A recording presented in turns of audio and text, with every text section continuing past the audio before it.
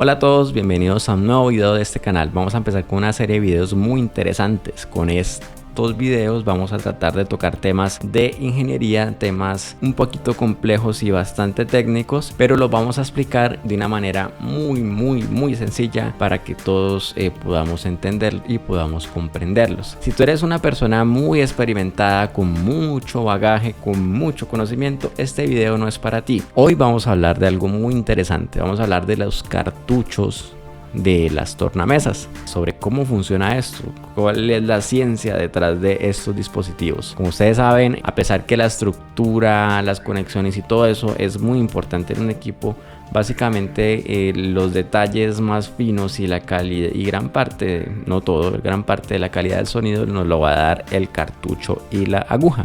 Desde un comienzo vamos a hablar de los temas físicos, no se vayan a aburrir, voy a empezar a hablar de partículas y cosas de esas, pero lo voy a hacer muy entretenido. Ya explico qué significa pero vamos a hablar en este capítulo solamente de cartuchos que son los más comunes y los que más se utilizan en el mercado. Un átomo es aquello de lo que está constituido todo lo que tocamos, una mesa, nuestro cuerpo, lo que sea. Ese átomo está constituido de cositas. Esas cositas, imaginémonos una bola llena de peloticas. No vamos a entrar en muchos detalles. Esa bola llena de peloticas, esas peloticas las podemos llamar partículas. Es lo que constituye un átomo. Esas cositas, o una propiedad de la materia, es que tienen carga y tienen una propiedad magnética. De pronto, cuando hemos hablado mucho en estos videos, hemos hablado de electromagnetismo. Electromagnetismo tiene mucho que ver. Regularmente se manifiestan juntos. Regularmente una cosa influye en la otra, me estoy adelantando, pero tomémoslos como dos cositas aparte. ¿Listo? Podemos hablar que a nosotros nos rodean campos. Campos son cositas que nosotros no vemos. Eso es comportamiento de la materia, o sea, es comportamiento de las cosas que nos constituyen. Entonces tenemos un campo eléctrico y un campo magnético. El magnetismo es una propiedad de cada elemento, de cada cosita que constituye la materia, es una propiedad de sí. Es como si tuviera unos pequeños imancitos dentro de lo que lo constituye, y esos imancitos generan, de acuerdo a cómo estén alineados esos imanes, vamos a tener pues alrededor de él un campo, imaginémoslo como una aura, algo así, una aura. Se abre y se cierra en sí en cada partecita chiquitica de la que estamos hablando, y eso se llama el campo magnético. El campo eléctrico, o sea, el átomo es esa cosita por la cual está constituida toda la materia. Ese átomo tiene unas peloticas. Esas peloticas tienen una carga, o sea, quiere decir que esas peloticas pueden ser positivas, pueden ser negativas, pueden ser neutrales. El campo eléctrico es esa interacción entre dos peloticas de diferente carga o de la misma carga, que se atraen o se repelen. Eso se llama un campo eléctrico. Vamos directamente al cartucho. Vamos a hablar del Como les dije ahorita, más adelante les digo, el significa Mobile Magnet. Lo que se mueve dentro de él es el magneto. Muy general. Esta es la imagen de lo que tiene este cartucho y la aguja por dentro. Tiene en su extremo por dentro un magneto, un imán, y generan un campo magnético alrededor de él. Y arribita son un par de bobinas. Vamos a traer una ley de la física que se llama la ley de Faraday. Para efectos del audio, lo que estamos viendo, lo que nos quiere decir es que cuando ese imán entra por una bobina, esa bobina es como una espiral de alambre de cobre. Dentro de esa espiral hay unas líneas que nos marcan un campo. Entonces, cuando el imán corta esas líneas del campo, digamos que esta es las espiras de esa bobina. Aquí adentro se crea un campo. Son líneas que siempre están yendo hacia el centro de la bobina, del enrollado. Y este sería el extremo de la aguja, que sería un imán. El alambre tiene por dentro unos átomos, y esos átomos tienen electrones ahí quieticos. Y recuérdense que en la punta de la aguja tenemos un imán. Ese imán, cuando entra con su campo magnético, empieza a crear un campo eléctrico en esa bobina en forma de espiral, que hace que cuando esté ingresando el imán se muevan hacia un sentido los electrones, y cuando ese imán esté saliendo, el campo va a ir hacia el otro lado y se van a mover los electrones hacia el lado contrario. Entonces, ¿qué significa eso? Cuando entra el imán a la bobina, vamos a crear una onda positiva. Cuando sale el imán, vamos a crear una onda negativa.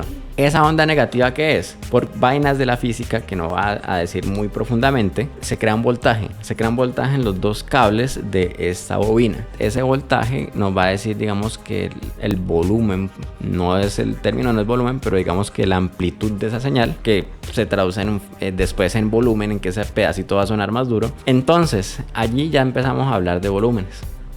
Si el surco mueve mucho la aguja hacia un lado, quiere decir que ahí va a sonar más duro lo que está reproduciendo la aguja. Pero si la aguja se mueve poquito, la onda va a ser menos grande y lo que va a sonar ahí va a sonar más suave. Ahora vamos en términos de frecuencia. Términos generales, ¿cuántas veces se repite algo en una cantidad de tiempo? En la acústica, en la música, en el audio, si se mueve muy rápido algo, se lo podemos interpretar como una frecuencia aguda. Estamos escuchando cosas como una campanita, como un platillo, cositas que se mueven muy rápido.